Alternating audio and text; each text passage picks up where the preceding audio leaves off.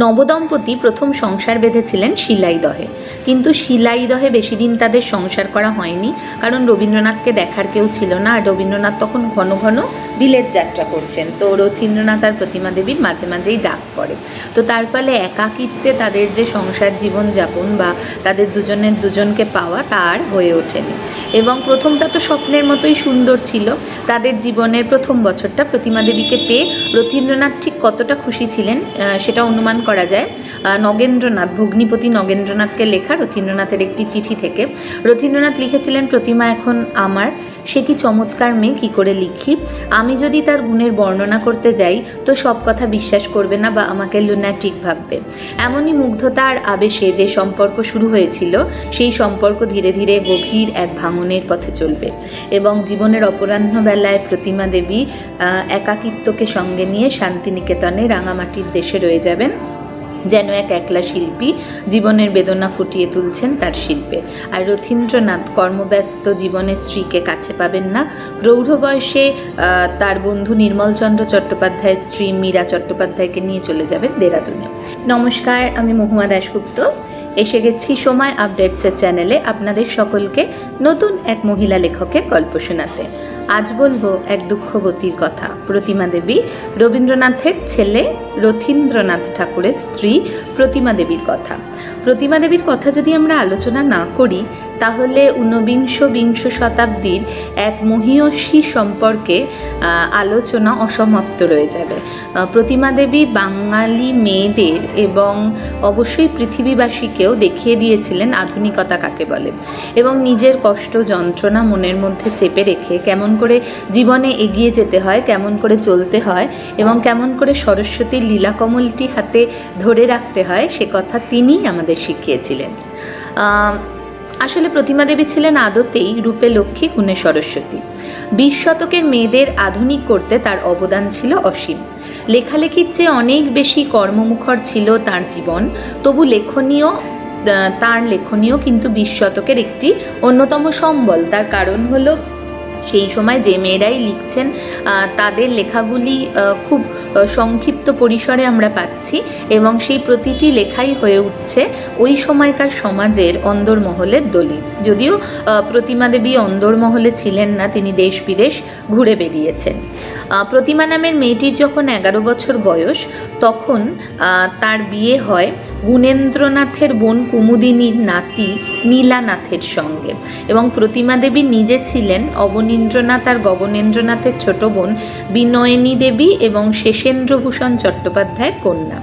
কিন্তু ওই তখনকার পিরালি ব্রাহ্মণ ঘরে তো নিজেদের ঘরের মধ্যে বিয়ে হতো, এবং গুণেন্দ্রনাথের বোন কুমুদিনীর নাতি যে নীলানাথ ছিলেন, ছেলেটি খুব অল্প বয়সে, কিশোর বয়সে হঠাৎ করে একটি দুর্ঘটনায় প্রাণ ত্যাগ করেন এবং বিয়ের দিন কয়েকের মধ্যে গঙ্গায় সাঁতার কাটতে গিয়ে তিনি মারা যান। আর কিশোরী প্রতিমাও তখন অপয়া একটা বদনাম নিয়ে শ্বশুরবাড়ি থেকে ফিরে আসেন এবং পিতৃগৃহে আসার পরে আর 5টি বিধবা মেয়ের মতোই তার জীবনযাত্রা ভীষণ কঠোর, ভীষণ কঠিনভাবে এগিয়ে চলে। এখন এর আড়ালে আরেকটা গল্প ছিল। প্রতিমা দেবী যখন জন্মেছিলেন তখন মৃণালিনী দেবী বেঁচে। মৃণালিনী দেবী তখন চেয়েছিলেন যে তার ছেলে রথীন্দ্রনাথের সঙ্গে এই মেয়েটির বিয়ে হয়, কিন্তু যখন রথীন্দ্রনাথের কিশোর বয়স এবং মেয়েটির বিয়ের কথাবার্তা চলছে তখন রবীন্দ্রনাথ ছেলের বিয়ে দিতে অতটা উৎসাহী হননি আর কি। ফলত মেয়েটির অন্যত্র বিয়ে হয়ে যায়। এখন এই মেয়েটির এমন পরিণতি হয়তো রবীন্দ্রনাথকে কিছুটা ভাবিয়েছিল। রথীন্দ্রনাথও তখন কৃষি বিদ্যা সম্পর্কে পড়াশুনো করে দেশে ফিরেছেন। তো রবীন্দ্রনাথ ইচ্ছা প্রকাশ করেন বিধবা বিবাহের এবং উনি বলেন যে তার বড় ছেলের সঙ্গে তিনি প্রতিমা দেবীর, তখনকার দিনের বিধবা প্রতিমা দেবীর বিয়ে দিতে চান। অত্যন্ত বৈপ্লবিক একটি সিদ্ধান্ত, কারণ এর আগে রবীন্দ্রনাথই কিন্তু প্রফুল্লময়ী দেবীর পুত্রবধূ সাহানা দেবী, বলেন্দ্রনাথের স্ত্রী, তার দ্বিতীয় বিবাহ আটকে দিয়েছিলেন বাবার অনুরোধে। কিন্তু তখন দেবেন্দ্রনাথ বেঁচে নেই এবং রবীন্দ্রনাথ নিজের স্বাধীন সত্তা প্রকাশ করতে পেরেছেন এবং তখন তিনি নিজের ছেলের সঙ্গে প্রতিমা দেবীর বিয়ের কথা বলেন। এইভাবে রথীন্দ্রনাথের জীবনে এলেন প্রতিমা দেবী। এবং কোনো একটা জায়গায় বলা যেতে পারে যে রথীন্দ্রনাথের ইচ্ছের থেকেও বেশি হয়ে উঠেছিল রবীন্দ্রনাথের ইচ্ছে, এবং মৃণালিনী দেবীর জীবিত থাকা অবস্থায় যে ইচ্ছে, সেই দুটি ইচ্ছের প্রাবল্য এবং প্রাধান্য। কিন্তু প্রতিমা দেবী অসম্ভব সুন্দরী ছিলেন, গুণবতী ছিলেন, তাকে পেয়ে রথীন্দ্রনাথ খুব খুশি ছিলেন। অনেকে বলেন ঠাকুর বাড়িতে এটি প্রথম বিধবা বিবাহ, কিন্তু সেটা নয়। আমরা পরে যখন আরও অনেক আলোচনা করব তখন সেগুলোও জানতে পারবো। চিরায়ত সংস্কারের কারণে প্রতিমা দেবী কিন্তু প্রথমে রথীন্দ্রনাথকে বিয়ে করতে চাননি।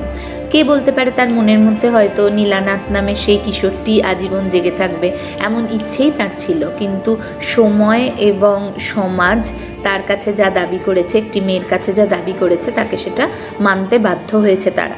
প্রতিমা দেবীও তার ব্যতিক্রম ছিলেন না। পরবর্তীকালে নিজেকে ব্যতিক্রমী করে তিনি গড়ে তুলবেন বটে, কিন্তু সেই মুহূর্তে রবীন্দ্রনাথের প্রবল ইচ্ছের কাছে নত হয়েই রথীন্দ্রনাথকে বিয়ে করেছিলেন প্রতিমা দেবী, এবং শুরু হলো প্রতিমা দেবীর জীবনের এক নতুন অধ্যায়।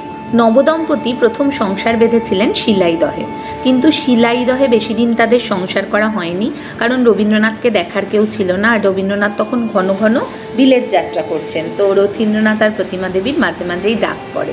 তো তার ফলে একাকিত্বে তাদের যে সংসার জীবন যাপন বা তাদের দুজনের দুজনকে পাওয়া, তার হয়ে ওঠেনি। এবং প্রথমটা তো স্বপ্নের মতোই সুন্দর ছিল। তাদের জীবনের প্রথম বছরটা প্রতিমা দেবীকে পেয়ে রথীন্দ্রনাথ ঠিক কতটা খুশি ছিলেন সেটা অনুমান করা যায় নগেন্দ্রনাথ, ভগ্নিপতি নগেন্দ্রনাথকে লেখা রথীন্দ্রনাথের একটি চিঠি থেকে। রথীন্দ্রনাথ লিখেছিলেন, প্রতিমা এখন আমার, সে কি চমৎকার মেয়ে, কী করে লিখি।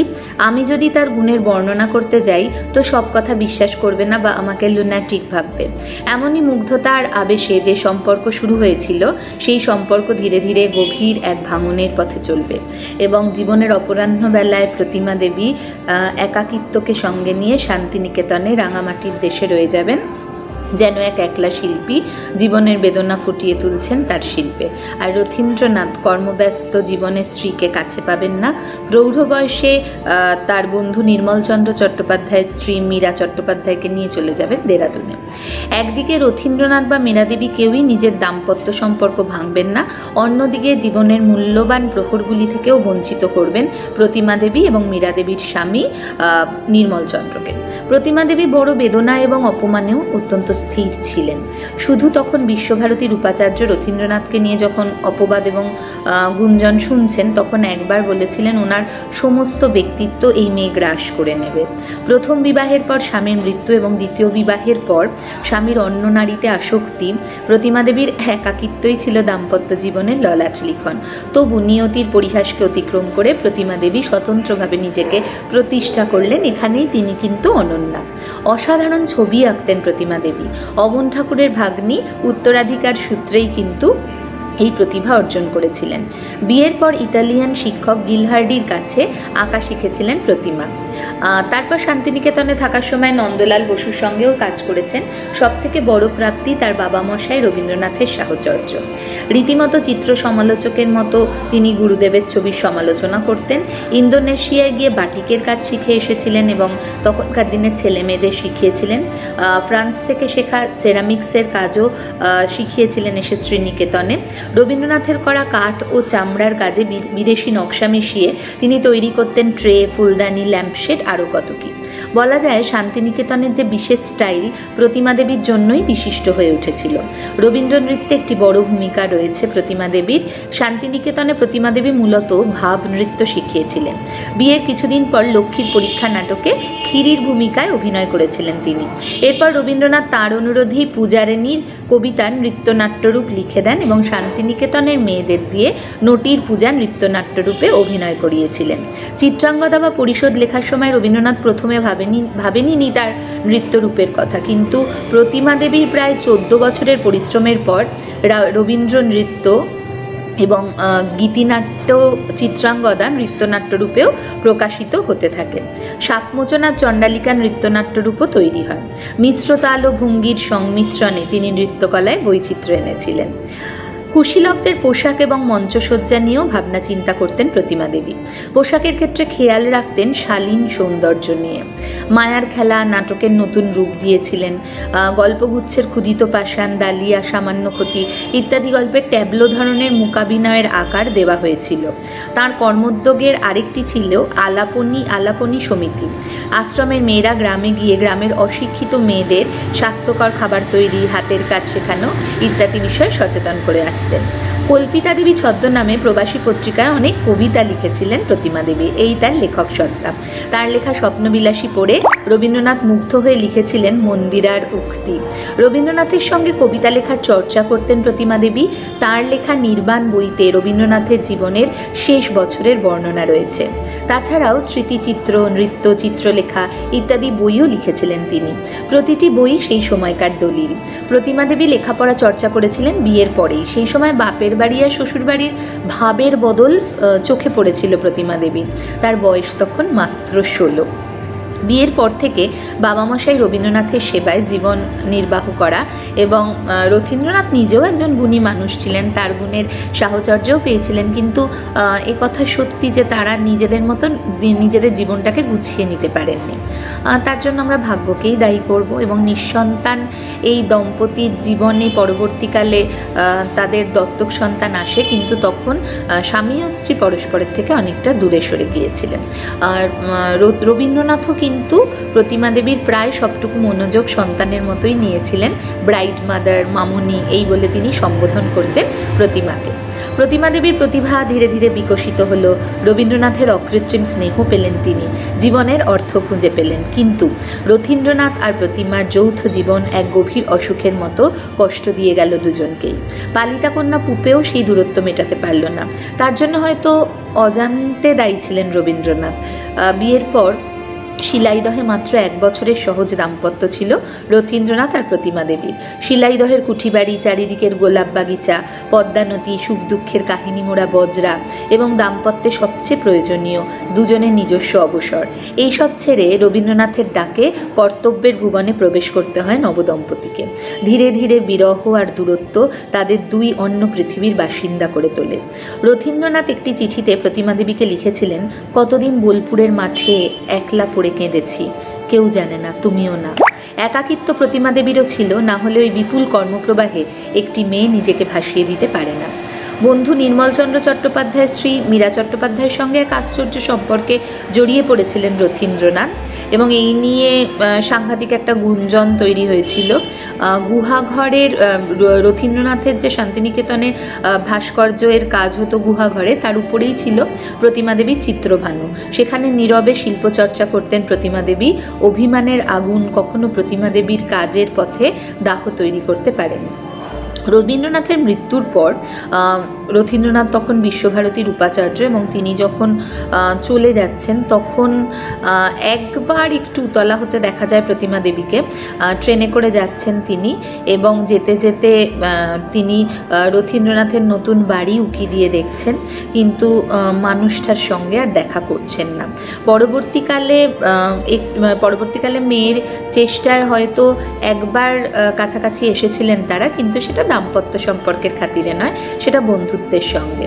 এবং একটা সময় প্রতিমা দেবীকে রথীন্দ্রনাথ লিখেছিলেন, আমরা দুজনেই এখন জীবনের সীমান্তে এসে পড়েছি, এখন আর কারো প্রতি রাগ বা অভিমান পুষে রাখা শোভনীয় নয়। সেই জন্য যেন আমার মনে কোনো রাগ নেই, আমি সব ঝেড়ে ফেলেছি। আমাদের মধ্যে প্রীতি সম্বন্ধ অক্ষুণ্ণ থাক, এই নতুন বছরে তাই কামনা জানাচ্ছি। জীবন বড় রহস্যময়। একদিন 16 বছরের প্রতিমাকে রবীন্দ্রনাথ আশীর্বাদ করেছিলেন তার সংসারকে পবিত্র জীবনের দ্বারা দেব মন্দির করে তোলার জন্য। প্রতিমা দেবীর ব্যক্তিগত জীবনচর্যায় এই পবিত্র সৌন্দর্য অবশ্যই লক্ষ্য করা গেছে। হয়তো রথীন্দ্রনাথের সঙ্গে প্রতিমা দেবীর সপ্তপদী একটা সময়ের পর তাকে একাকিত্ব দিয়েছে। হতে পারে তাদের সংসারের ভাঙনের অন্তরালে দুজনেরই কিছু ভূমিকা ছিল। কিন্তু রবি ঠাকুরের সংসার অনেক বড়। জোড়াসাঁকো বা শান্তিনিকেতনের চৌহদ্দি পেরিয়ে যে বিরাট সংস্কৃতির ক্ষেত্র, সেখানে প্রতিমা দেবী নির্মল হস্তে পুণ্য প্রদীপটি জ্বালবার জন্য এসেছিলেন। প্রতিমা দেবীর কর্মজীবন তার সাক্ষ্য দেয়। সময়ের স্রোত সব আবেগ, সব যন্ত্রণা মুছে দেয়, রয়ে যায় শুধু কর্মের কোলাহল। প্রতিমা দেবীর সেই কর্মী পরিচয় জেগে থাকবে অবিচলিত ভঙ্গিতে। একজন লেখক হিসেবেও তার যে অবদান, সেটুকু গ্রহণ করতে হবে আমাদের সশ্রদ্ধ চিত্তে। আর কি, ভালো থাকবেন। মনটা একটু ভারী হয়ে গেল, কিন্তু তবুও প্রতিমা দেবীকে শ্রদ্ধা জানাই। এবং সময় আপডেটসের চ্যানেলটিকে লাইক করুন, সাবস্ক্রাইব করুন, ভালো লাগলে শেয়ার করুন, আর শুনতে থাকুন মহুয়ার কথা। নমস্কার।